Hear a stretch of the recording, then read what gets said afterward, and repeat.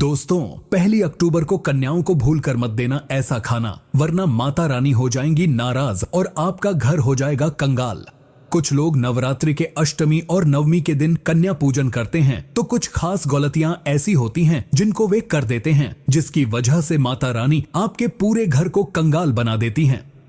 जैसा कि आप सभी को पता है कि इस समय शारदीय नवरात्रि का पावन पर्व चल रहा है और ऐसे में शारदीय नवरात्रि 9 नहीं बल्कि पूरे 10 दिन की रहने वाली है। तो इस बार नवरात्रि में कन्या पूजन को लेकर काफी ज्यादा कंफ्यूजन बना हुआ है, क्योंकि कुछ लोग अष्टमी के दिन महाअष्टमी पर कन्या पूजन करते हैं तो कुछ लोग महानवमी के दिन कन्या पूजन करते हैं। ऐसे में कन्या पूजन आपको कब करना है और भूलकर कन्याओं को ऐसी वस्तु भूलकर मत देना, वरना माता शेरा वाली हो जाएंगी नाराज और व्रत हो जाएगा खंडित। पूजा भी स्वीकार नहीं होगी। अगर आप चाहते हैं कि माता रानी आपके ऊपर कृपा करें, धन के भंडार भरें, कामनाओं को पूर्ण करें, तो भूलकर भी गलती से यह एक चीज कन्याओं को न खिलाए, वरना पूरे परिवार को इसका दुष्परिणाम झेलना पड़ेगा और माता रानी आपसे हमेशा के लिए नाराज होकर आपके घर से धन की देवी लक्ष्मी को भी ले जाएंगी। दोस्तों, अगर आप भी अपने जीवन से कंगाली दूर करना चाहते हैं तो आज मेरे कहने से इस वीडियो को बड़े ध्यान से देखिएगा, ताकि आप सभी का कन्या पूजन से जुड़ा हुआ कंफ्यूजन दूर हो जाए। साथ ही जानें कन्या पूजन में आपको कन्याओं को कौन सी चीज उपहार स्वरूप में देनी चाहिए और कौन सी वस्तुएं भूलकर भी नहीं देनी चाहिए। कन्या पूजन के बाद अखंड ज्योति की ज्योत होती है, उसका क्या करना चाहिए, वहीं कलश के नीचे रखे हुए चावल का क्या करना चाहिए, नारियल का क्या करना चाहिए। संपूर्ण जानकारी आपको आज इस वीडियो के माध्यम से प्राप्त होगी। यहां तक कि हम आपको बताएंगे कि इस बार कन्या पूजन कब किया जाएगा, महाअष्टमी की पूजा का शुभ मुहूर्त क्या रहेगा और महानवमी की पूजा का शुभ मुहूर्त क्या रहने वाला है। तो बड़े ही ध्यान से इस वीडियो को देखिएगा और हाँ, ज्यादा से ज्यादा शेयर कर दीजिएगा, क्योंकि यहाँ हम आपको पंचांग और ज्योतिष गणना के आधार पर महाअष्टमी और नवमी की पूजा के महत्व, पूजा विधि और शुभ मुहूर्त के बारे में बताने जा रहे हैं। साथ ही कन्याओं से जुड़ी कुछ खास उपाय और पूजा पाठ के बारे में बताएंगे और ऐसी गलतियों के बारे में बताएंगे जिनको करने से आप अपने आप को बचा सकते हैं, जिससे आपको माता रानी के क्रोध का सामना नहीं करना पड़ेगा और माता का आशीर्वाद भरपूर आपको मिलता रहेगा। दोस्तों, अष्टमी नवमी के दिन कुछ लोग अपने घर के रीति रिवाजों के हिसाब से कन्या पूजन करते हैं। कन्या पूजन में सबसे ज्यादा महत्वपूर्ण रहता है शुभ मुहूर्त। अगर आपको जानकारी अधूरी प्राप्त होती है और आप गलती से उस जानकारी के हिसाब से कन्या पूजन करते हैं तो इसका परिणाम पूरे घर को झेलना पड़ता है। इसीलिए हम आपकी जानकारी के लिए यहाँ बड़े ही मेहनत के बाद शुभ मुहूर्त और पंचांग ज्योतिष गणना के आधार पर बताने वाले हैं। तो दोस्तों, चलिए वीडियो शेयर करते हुए एक बार कमेंट बॉक्स में जय माता दी लिख दीजिए और नीचे अपना नाम और राशि डाल दीजिएगा। राशि अनुसार जो उपाय बनेगा वह आपके कमेंट के रिप्लाई में बता देंगे। देखिए, कन्या पूजन का मुहूर्त क्या है। कन्या पूजन करने से पहले माता रानी क्या संकेत देती हैं, कन्याओं को क्या खिलाना चाहिए, क्या नहीं, भूलकर कन्याओं को कचौड़ी, जलेबी या घर में बना हुआ खाना खिलाना चाहिए या नहीं, और कैसी थाली, कैसे बर्तन प्रयोग में लाने चाहिए। बहुत सारे लोग गलती कर देते हैं, इसीलिए हम आपको पहले ही यह वीडियो बनाकर दे रहे हैं ताकि आप माता रानी के क्रोध का सामना न करें। दोस्तों, नवरात्रि में कलश के ऊपर जौ और नारियल रखा होता है, उसे तोड़कर कई लोग कन्याओं को दे देते हैं। क्या ऐसा करना सही रहता है या इसे गंगा में विसर्जित करना चाहिए? देखिए, हमारे जितने भी सब्सक्राइबर हैं हमारे इस छोटे से परिवार का हिस्सा हैं और हम आपसे यही कहेंगे कि इस वीडियो को आप ज्यादा से ज्यादा शेयर करके अपने परिवार को बड़ा कीजिए। देखिए, हम जो चौकी लगाते हैं उसमें जो नारियल रखते हैं उसका हमें कन्या पूजन के बाद क्या करना चाहिए और नवरात्रि के अंतिम दिन ऐसी कौन सी गलती है जिनको भूलकर नहीं करना चाहिए। गलती से भी कन्याओं को ऐसा खाना खिलाने से पूरा घर बर्बाद हो जाता है। इस बार नवरात्रि 9 नहीं बल्कि पूरे 10 दिन की है, जो कि शुभ फल लेकर आई है। 9 दिन की सारी मेहनत, पूजा पाठ, इस नवरात्रि के महत्व का पूरा फल व्यर्थ चला जाएगा अगर आपने गलती से ये गलतियां कर दी। किस उम्र की कन्याओं को देवी का स्वरूप माना जाता है? दोस्तों, यह सब जानकारी आपको प्राप्त होने वाली है। तो अष्टमी या नवमी के इस पावन पर्व पर जब आप नवरात्रि में 9 कन्याओं को यानी कि 9 कन्या स्वरूपों को भोजन कराते हैं तो वह भोजन माता के अंश मात्र चला जाता है। ऐसे में 9 कन्याएं माता का स्वरूप मानी जाती हैं। तो कन्या पूजन करने से समस्त पाप, कष्ट, पीड़ा, पितृदोष, राहु दोष, मंगल दोष सब दूर होते हैं। यहां तक कि घर की कंगाली दूर हो जाती है। जिनको संतान की प्राप्ति नहीं होती है, वे सच्चे हृदय से दोनों दंपति अपने हाथों से कन्याओं का पूजन करें और कन्याओं को उपहार स्वरूप यह एक चीज जरूर दें। और जब आप यह वस्तु दें, उस समय अपनी कामना जरूर बोलें। आने वाली अगली नवरात्रि तक आपको खुशखबरी प्राप्त हो जाएगी। नवरात्रि में कन्या पूजन करते हैं तो माता रानी की असीम कृपा और कन्याओं के आशीर्वाद से आपके घर में धन वैभव की खुशहाली आती है। हर बार माता जो होती हैं अपनी सवारी बदल देती हैं, परंतु इस बार माता की सवारी हाथी की है, जो कि हाथी पर सवार होकर पृथ्वी लोक पर आई हुई है। हर भक्त के घर में माता रानी इस हाथी की सवारी को लेकर भ्रमण करती हैं। जिनके घर में माता का आदर होता है, वहां पर माता अपना डेरा डाल देती हैं। हाथी पर सवार होकर आना सबके लिए शुभ संकेत लाता है। राजा प्रजा सभी के लिए शुभ संकेत होता है और उन्नति के मार्ग की ओर लेकर जाता है। परंतु कुछ विशेष उपाय और पूजा पाठ आपके लिए और भी ज्यादा फल देने वाले होते हैं। जैसे किसी की नौकरी नहीं लग रही है, व्यापार में उन्नति नहीं हो रही, या फिर किसी कार्य में बार बार अड़चनें आपको देखने को मिलती हैं, तो ऐसे में कन्या पूजन और कन्याओं को दी गई कुछ वस्तुएं, साथ ही कुछ विशेष उपायों से आपकी कामनाएं पूर्ण होती हैं। देखिए, व्यक्ति का भाग्य बदलता है और खुद उसकी आंखों के सामने बदलता है। दोस्तों, जब धरती पर माता रानी आती हैं, तो हाथी पर सवार होकर आती हैं, तो फूल खिलते हैं, फसल अच्छी होती है, हरियाली की उत्पन्नता होती है, जीवन शुद्ध गंगा जल की तरह पवित्र होता है और नवरात्रि इतनी ज्यादा खूबसूरत, दुर्लभ और मंगलकारी आपके लिए बन जाती है। इस बार जो नवरात्रि है वह पूरे 150 वर्ष के संयोग के बाद आई है। ऐसा अद्भुत संयोग कई वर्षों के बाद देखने को मिलता है। देखिए, आप सभी को पता है यह साल 2025 बहुत ही ज्यादा भयंकर साल है। ऐसे में जो भी व्यक्ति किसी आपदा या दुर्घटना से बच जाता है, तो उसके ऊपर समझो साक्षात देवी देवताओं की कृपा लगी हुई है। अगर इस साल किसी को थोड़ी सी भी हानि हो रही है, तो उसके नवग्रह तो खराब चल रहे हैं, साथ ही माता रानी का भी आशीर्वाद उसको प्राप्त नहीं हो रहा है। इसीलिए यह साल 2025 बहुत ही सावधानी बरतने वाला साल है। अभी इसका अंत नहीं हुआ है। जब तक साल 2025 समाप्त होगा, तब तक के लिए अपने जीवन को सुखमय और कष्टों से मुक्त बनाने के लिए कुछ विशेष उपाय नवरात्रि में जरूर से कर लें, और खास करके कन्या पूजन के समय यानी महाअष्टमी और नवमी के दिन जरूर करें। भक्त अपनी कामनाओं को इस समय पूर्ण कर लेंगे और आने वाले कुछ दिन जो आपके लिए हानि लेकर आएंगे, उनको बिल्कुल अपने अनुकूल कर लेंगे। जीवन में आपको 10 से 12 साल तक कोई दुख, परेशानी या संकट नहीं आएगा, चाहे पूजा पाठ करें या ना करें।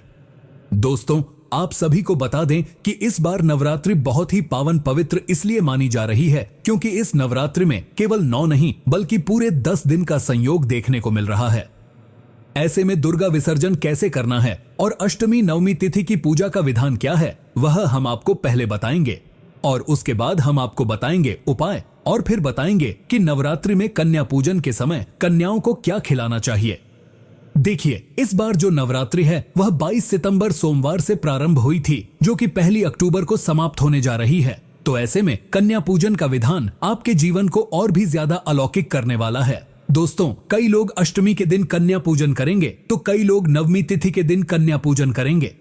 इसीलिए हम दोनों ही दिन का शुभ मुहूर्त आपको बताने वाले हैं।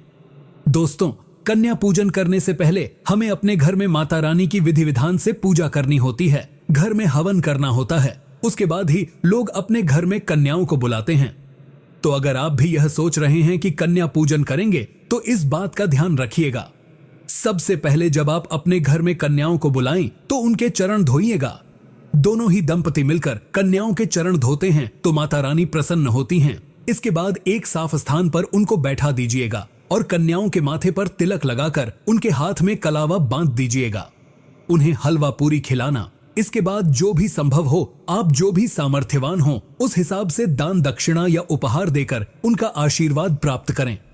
परंतु यहाँ शर्त यह है कि किसी भी कन्या को पैसे मत देना। जो भी उनकी जरूरत की चीजें हैं, केवल वही लाकर दीजिएगा। माता रानी की चुनरी जरूर से खरीद कर लाइएगा। अगर न ला पाए तो यहाँ कमेंट में या हमारे डिस्क्रिप्शन बॉक्स में दिए गए लिंक से माता रानी से जुड़ा हुआ सामान मंगा सकते हैं। तो दोस्तों जरूर से मंगाकर रखिएगा। भक्त बहुत ही ज्यादा असमंजस में हैं क्योंकि इस बार की नवरात्रि एक दिन बढ़ने की वजह से शंका पैदा कर रही है। तो चलिए जान लेते हैं इस बार कन्या पूजन का मुहूर्त क्या रहने वाला है। उसके बाद हम आपको इस दिन किए जाने वाले महत्वपूर्ण उपाय बताएंगे।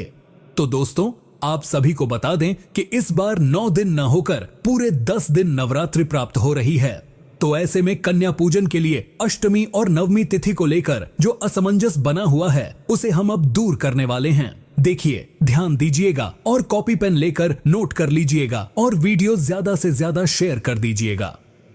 इस बार 22 सितंबर से शुरू होकर नवरात्रि 2 अक्टूबर दशमी तिथि के साथ संपन्न होगी। इन 9 दिनों में मां दुर्गा के 9 रूपों की विधि विधान से पूजा की जाएगी। कन्या पूजन भी विधि विधान से किया जाएगा। कन्याओं का पूजन करने का एक विधान यह है कि छोटी छोटी कन्याएं ही मां के रूप में मानी जाती हैं। केवल 10 वर्ष की आयु तक की कन्याओं को घर में लेकर आएं। कई लोग प्रतिदिन कन्याओं की पूजा करते हैं तो कई साधक विशेष रूप से महाअष्टमी और महानवमी के दिन कन्या पूजन का आयोजन करते हैं। इस वर्ष अश्विनी मास के शुक्ल पक्ष की अष्टमी तिथि 29 सितंबर को शाम 4:31 पर आरंभ होगी, जो 30 सितंबर को शाम 6:06 पर समाप्त होगी। इसके बाद नवमी तिथि आरंभ होगी, जो 1 अक्टूबर को रात 7:01 पर होगी। तो महाअष्टमी 30 सितंबर को है और महानवमी 1 अक्टूबर को है। अब आप सभी को अच्छे से पता चल गया। देखिए, शारदीय नवरात्रि में महाअष्टमी और महानवमी के दिन कन्या पूजन करना सबसे शुभ इसलिए माना जाता है ताकि माता का आशीर्वाद आप सभी को प्राप्त हो जाए और मां दुर्गा अत्यधिक प्रसन्न होकर आपके ऊपर दोनों हाथों से कृपा बरसाए, क्योंकि मां बहुत दयालु हैं। थोड़ी सी पूजा अर्चना से आपके भक्तिभाव से प्रसन्न हो जाती हैं।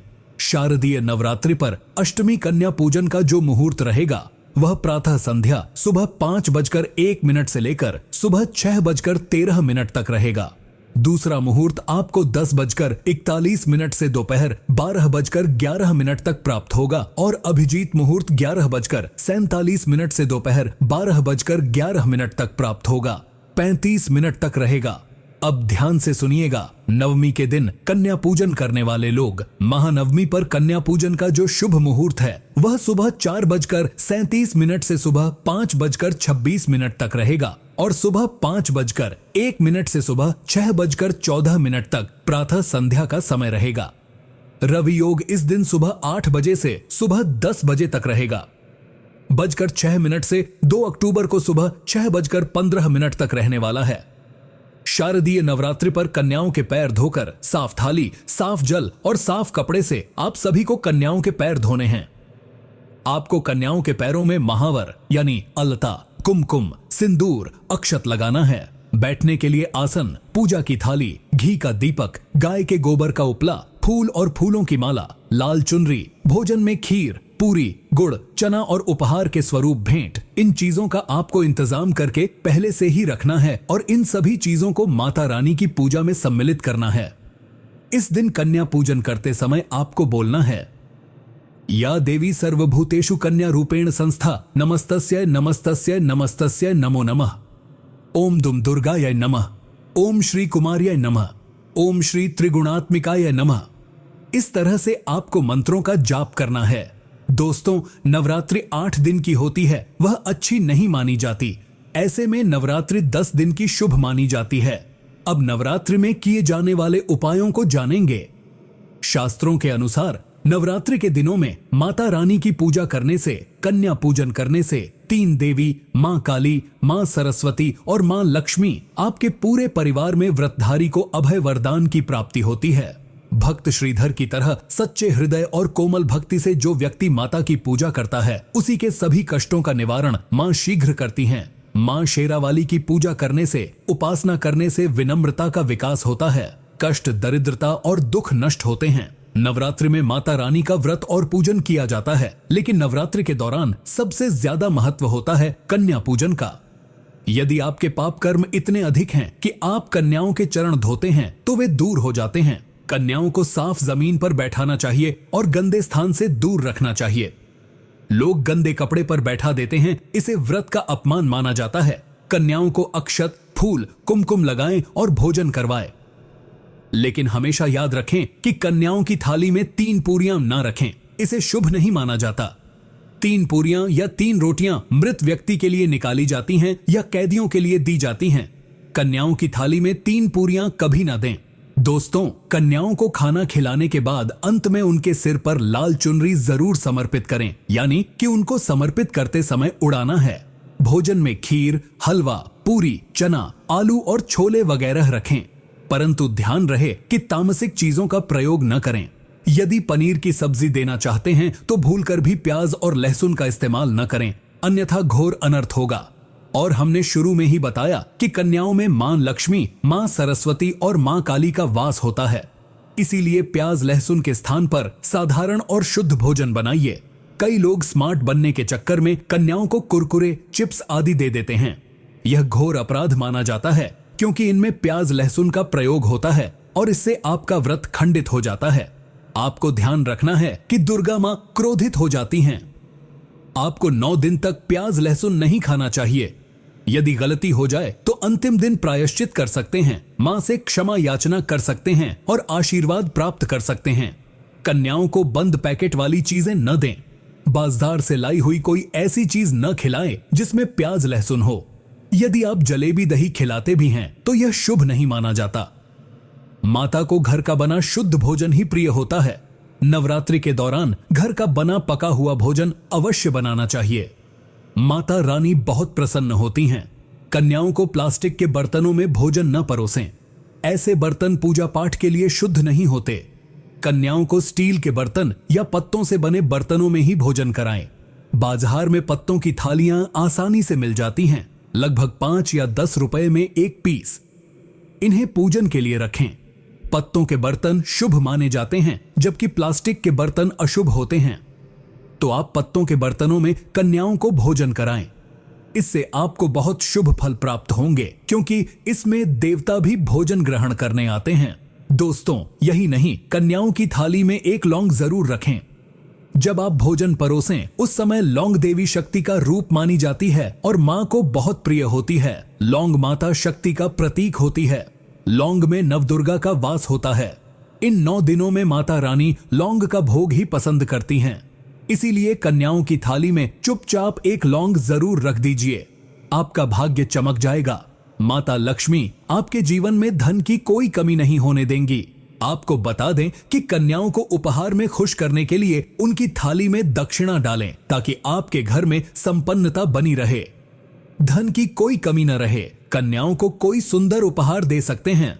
कन्या पूजन करते समय कन्याओं को गिफ्ट देना बहुत जरूरी होता है। दोस्तों, आप चॉकलेट बॉक्स दे सकते हैं, खूबसूरत कपड़े दे सकते हैं, लेकिन काले कपड़े न दें। स्टील के बर्तन भी गिफ्ट के तौर पर दे सकते हैं, परंतु लोहे का सामान न दें।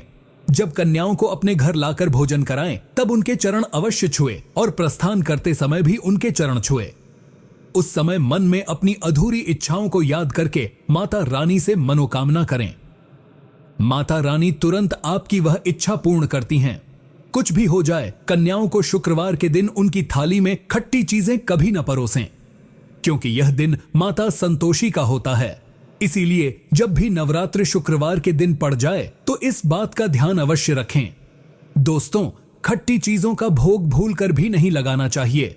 कन्याओं की थाली में आम, चटनी, नींबू, इमली नहीं देना चाहिए, क्योंकि मां संतोषी भी कन्याओं के रूप में आपके घर आती हैं। यदि आप ऐसा करेंगे तो माता रानी का क्रोध पूरे घर को झेलना पड़ेगा। संतोषी माता प्रसन्न नहीं होती। इसीलिए कन्याओं को खट्टा पदार्थ बिल्कुल न खिलाए। साक्षात माता संतोषी आपसे नाराज होंगी। भोजन ग्रहण करने और कन्याओं के साथ आपके घर में पधारने तक मां संतोषी घर में रहती हैं। इसीलिए उनको प्रसन्न रखें और अभय वरदान प्राप्त करें। नवरात्रि के दिनों में यदि आपको यह संकेत मिल जाए तो समझ लीजिए माता रानी आपके घर आ चुकी हैं। जैसे कलश स्थापना करते समय जौ से निकलने वाली हरियाली शुभ मानी जाती है। कहा जाता है कि जौ से निकली हरियाली हमारे भविष्य के अच्छे बुरे कामों का संकेत होती है। यदि आपने जो जौ बोए हैं वे किसी कारण उपजे ही नहीं या सूख गए, तो यह बड़ा संकेत है कि घर में बुरा समय आने वाला है। कोई रोग, बीमारी या धन हानि हो सकती है। इसका अर्थ है कि आपने कोई गलती की है जिससे माता रानी नाराज हो गई हैं। इसलिए माता से क्षमा अवश्य मांगे। मां अपने भक्तों को माफ अवश्य करती हैं। दोस्तों, यदि हरे भरे जवारे हों तो वे घर में हरियाली का संकेत लाते हैं और धन खींचने की चाबी होते हैं। इसीलिए कहा जाता है कि 1 रुपए का सिक्का या चांदी का सिक्का जौ के बीचों बीच मिट्टी में दबा दें तो घर में सुख समृद्धि आती है, माता लक्ष्मी दौड़ी चली आती हैं। जौ के अंदर हमेशा 1 रुपए का सिक्का अवश्य डालना चाहिए। नवरात्रि के दौरान सपनों में यदि फूल, गंगा नदी, शेर, मंदिर या मां दुर्गा का दिखना हो तो इसे शुभ संकेत माना जाता है। ऐसे सपने जीवन में सुख, समृद्धि और शांति लाते हैं। सपने में फूल दिखना सबसे अधिक शुभ होता है। सपने में गंगा का दिखना आत्मग्लानि से मुक्ति देता है। मां दुर्गा को बुलाने के लिए यह मंत्र जपना चाहिए। ओम जयंती मंगला काली भद्रकाली कृपालिनी दुर्गा क्षमा शिवधात्री स्वाहा स्वधा नमोस्तुते नमोस्तुते नमोस्तुते नमो नमः जुजमुशन नमाचा। अब आप सभी को नवरात्रि में जलने वाली ज्योत के बारे में बताते हैं। आपको ज्योत से जुड़े कुछ संकेत जानने चाहिए जो माता रानी के आपके घर आने का प्रतीक होते हैं। देखिए, यदि गरीब भी ज्योत की बाती का चमत्कार जान ले तो वह राजा बन सकता है। नवरात्रि में हर प्रयास करना चाहिए कि हर घर में अखंड ज्योत जरूर जले। यदि यह संभव न हो तो दीपक अवश्य जलाना चाहिए। मंदिर या किसी धार्मिक स्थान पर जाकर अपने नाम से ज्योत जलाए। ऐसे व्यक्ति पर दुर्गा के 9 रूपों की कृपा होती है। बहुत से लोग अपनी आध्यात्मिक उन्नति और घर परिवार की सुख शांति के लिए अखंड ज्योत जलाते हैं, लेकिन 90% लोग ऐसे हैं जो दीपक जलाने के बाद भी दुखी रहते हैं और घर में शांति का वातावरण नहीं रहता। इसका कारण है ज्योत की बाती का सही प्रयोग न जानना। गुरु परंपरा से प्राप्त ज्ञान के अनुसार अखंड ज्योत जीवन में स्मृति और सुरता का प्रतीक है। नवरात्रि के 9 दिन तक ज्योत जलाने से घर में उन्नति होती है और किस्मत चमक जाती है। सूर्य और चंद्रमा जैसी किस्मत चमकती है और आपको उन्नति से कोई नहीं रोक सकता। अब बात करते हैं ज्योति के बारे में। तो यह बात 100% सत्य है कि बाती को हम बहुत ही गलत तरीके से फेंक देते हैं। हमारे साथ ऐसे साधक जुड़े हुए होते हैं जो इस उपाय के बारे में बताते कि ज्योत की जो बाती होती है वह चंद दिनों में करोड़पति बना देती है। कुछ लोग लाखपति बन जाते हैं तो कुछ लोग अच्छे अच्छे पद पर बैठ जाते हैं। अगर आप नौकरी प्राप्त करना चाहते हैं, कोई मनोकामना है जो पूर्ण नहीं हो रही है, तो ध्यान दें।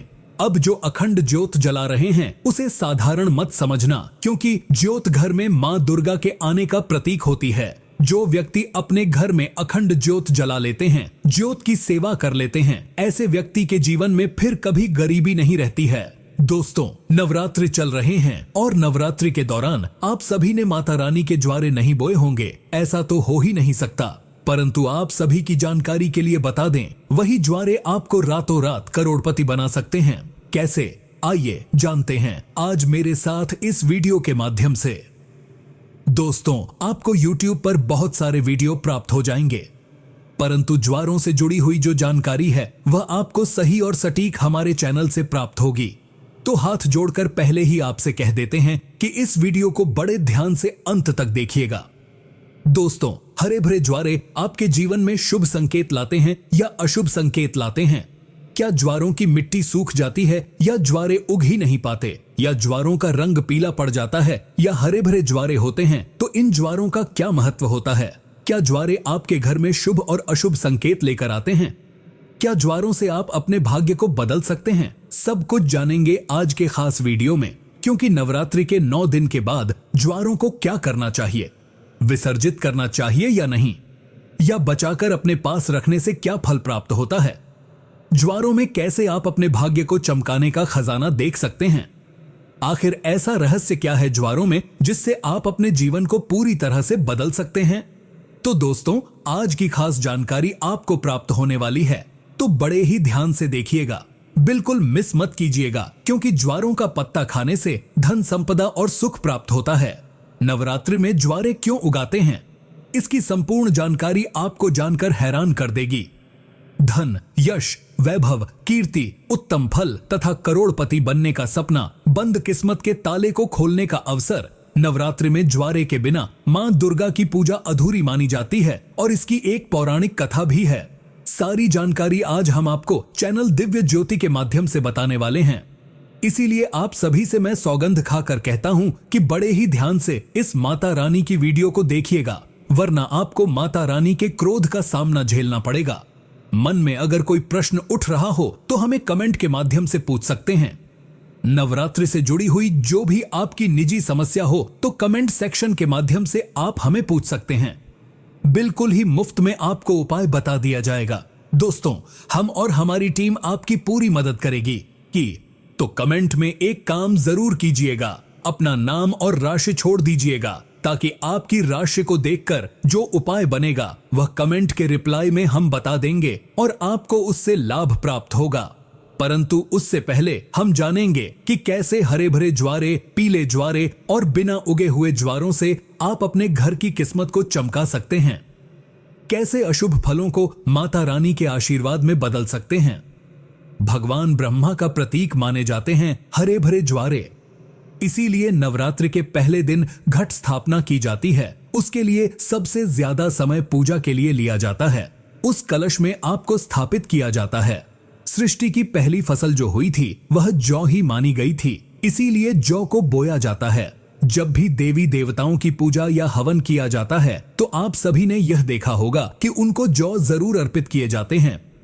साथ ही यह भी कहा जाता है कि अगर अन्न ब्रह्मा के समान है तो अन्न का हमेशा सम्मान करना चाहिए, इसीलिए पूजा में जौ का इस्तेमाल होता है। दोस्तों, लोग ज्वारे तो बोते हैं पर नवरात्रि में बोए जाने वाले ज्वारों से जुड़ी कुछ ऐसी गलतियां कर देते हैं जिससे उनके भविष्य में बहुत नुकसान झेलना पड़ता है।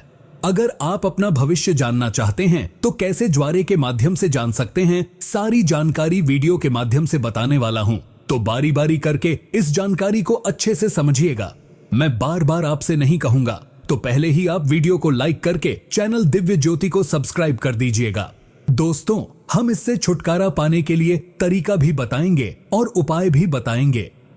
अंत तक बने रहिएगा, छोड़कर मत जाइएगा, क्योंकि अधूरा ज्ञान हमेशा लटकती तलवार की तरह होता है। दोस्तों, इसी के साथ सफेद या हरे रंग के जो ज्वारे उगाते हैं यह अत्यंत शुभ संकेत लेकर आते हैं।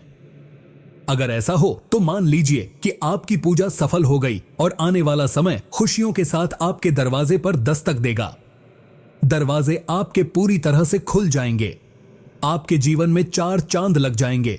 वहीं दोस्तों, अगर सूखे और पीले होकर ज्वारे झरने लगते हैं तो इसे अशुभ संकेत माना जाता है। माना जाता है कि माता रानी की ज्योत जलते हुए, माता रानी की चौकी आपके घर में स्थापित होते हुए भी आपके घर से नकारात्मक ऊर्जा नहीं गई है।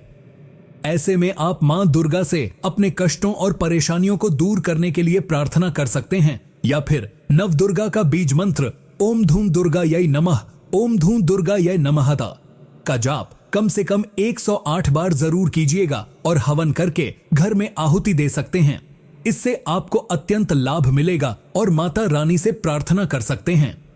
कहते हैं कि नवरात्रि में बोई गई जौ जितनी बढ़ती है उतनी ही माता रानी की कृपा आपके ऊपर बरसती है। दोस्तों, इससे व्यक्ति के घर में सुख समृद्धि बनी रहती है और खुशखबरी के संकेत भी मिलते हैं। मान्यता है कि यदि जौ के अंकुर 2 से 3 दिन में आ जाते हैं तो यह बेहद शुभ माने जाते हैं। यदि जौ नवरात्रि समाप्त होने तक न उग पाए तो अच्छा नहीं माना जाता। हालांकि कई बार ऐसा भी होता है कि यदि आपने उचित तरीके से जौ नहीं बोया तो भी जौ नहीं उगता। ऐसे में ध्यान रखें कि जौ को अच्छे से बोएं। वैसे तो अलग अलग घरों में बोने का तरीका अलग होता है।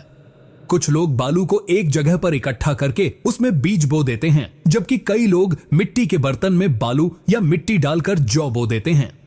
लेकिन अगर आप चाहते हैं कि यह अच्छे से उगे तो मिट्टी के बर्तन में बालू या मिट्टी डालें, फिर उसमें जौ के दाने डालें और शारदीय नवरात्रि हो या चैत्र नवरात्रि या फिर गुप्त नवरात्रि, जिस घर में ज्वारे नहीं बोए जाते वहां परेशानियां अपने आप आ जाती हैं। ऐसे घरों में भूत प्रेत का वास होता है, पितृदोष लगता है, भूतों का डेरा जम जाता है और गरीबी उस घर को जकड़ लेती है। शास्त्रों के अनुसार माना जाता है कि मां दुर्गा उस घर में वास करती ही नहीं है और सेवा स्वीकार नहीं करती, व्रत पूर्ण नहीं होता। लेकिन जिस घर में ज्वारे बोए जाते हैं वहां माता रानी खुशियों के साथ आती हैं। ज्वारे हरे भरे होते हैं तो घर में सुख खुशियों का आगमन आवश्यक हो जाता है। हरे भरे ज्वारों के साथ माँ अपनी सखियों के साथ नृत्य करती हैं, खेलती हैं और घर में ढेर सारी खुशियां लेकर आती हैं। माता का प्यार बरसता है और ऐसे घर से भूत प्रेत दूर भाग जाते हैं। कहते हैं ज्वारे नकारात्मकता को नष्ट करते हैं और सकारात्मकता का संचार करते हैं। शास्त्रों में स्पष्ट लिखा है कि नवरात्रों में जिस घर में ज्वारे नहीं बोए जाते, समझ लीजिए उस घर में प्रेतात्माओं ने डेरा बना लिया है। यदि घर से भूत प्रेत को भगाना चाहते हैं, तंत्र मंत्र को खत्म करना चाहते हैं, तो नवरात्रि में ज्वारे जरूर बोने चाहिए। अगर आपने अभी तक नहीं बोए हैं और अंतिम 4-5 दिन पहले यह वीडियो देख लेते हैं तो भी आप माता रानी के ज्वारे बो सकते हैं। तब भी ज्वारे उग कर आएंगे और माता रानी का आशीर्वाद घर में बरसना प्रारंभ हो जाएगा। मां बहुत ही शक्तिशाली होती हैं और थोड़ी सी पूजा अर्चना से खुश हो जाती हैं। ऐसे में नवरात्रि के 9वें दिन कन्या पूजन में कन्याओं को जब आप भोग चढ़ाएं तो उनको ज्वारे वितरित जरूर करें। चाहे तो देवताओं को जौ का भोग लगा सकते हैं और कन्याओं की थाली में इसका एक एक टुकड़ा रख सकते हैं। माता नवदुर्गा प्रसन्न होती हैं। नवरात्रि में ज्वारे का भोग देवताओं को अति प्रसन्न करता है। दोस्तों, ज्वारे बहुत ही पवित्र चीज हैं, इन्हें साधारण मत समझना। वैसे मैया रानी करुणामयी होती हैं। वह अपनी संतान और अपने लाल को सदैव माफ कर देती हैं। ज्वारी को साक्षात नौ दुर्गा का स्वरूप माना जाता है, ब्रह्मा का स्वरूप माना जाता है। तो इसीलिए मैं आप लोगों को इस वीडियो में बताने का प्रयास कर रहा हूं। अब सवाल यह उठता है दोस्तों कि नवरात्रि में ज्वारों का करना क्या चाहिए? इनका विसर्जन कर देना चाहिए या घर में ही रखे रहने देना चाहिए? धार्मिक मान्यताओं के अनुसार ज्वारे को घर में रखना शुभ नहीं माना जाता, लेकिन इसे रखने का एक निश्चित समय होता है। उसी समय में ज्वारे की सेवा करके जल में विसर्जित करना चाहिए। दोस्तों, जैसे आपने 9 दिन इसकी खूब सेवा की, यह बहुत अच्छी बात है, परंतु 9 दिन के बाद इसे जल में विसर्जित करना सबसे उचित माना जाता है, क्योंकि शक्ति को शक्ति के साथ मिलाना जरूरी होता है और जल को गंगा शक्ति कहा जाता है, ज्वारी को श्री शक्ति कहा जाता है, यानी लक्ष्मी की शक्ति, दुर्गा की शक्ति। इसीलिए श्री शक्ति को हम जल में शक्ति मां गंगा के साथ भेंट करते हैं तो यह गंगा शक्ति में जाकर मिल जाती है। मैं आपको आज एक छोटी सी बात समझाने का प्रयास करूंगा। जिस प्रकार हमारा शरीर पंच तत्वों में मिल जाता है, उसी प्रकार ज्वारे भी अपने अष्टभुजा दुर्गा स्वरूप में शक्ति में मिल जाते हैं। तो दोस्तों, ज्वारे 9 दिन अखंड ज्योत जलाने के कारण शक्ति स्वरूप में जागृत हो जाते हैं। ऐसे ज्वारे लोगों के दुख, तकलीफ, परेशानियां, इन सब को चुटकियों में समाप्त कर देते हैं। तो आइए मैं आपको सबसे पहले बता देता हूं कि कैसे आप अपनी फूटी किस्मत को इन ज्वारों के माध्यम से दूर कर सकते हैं।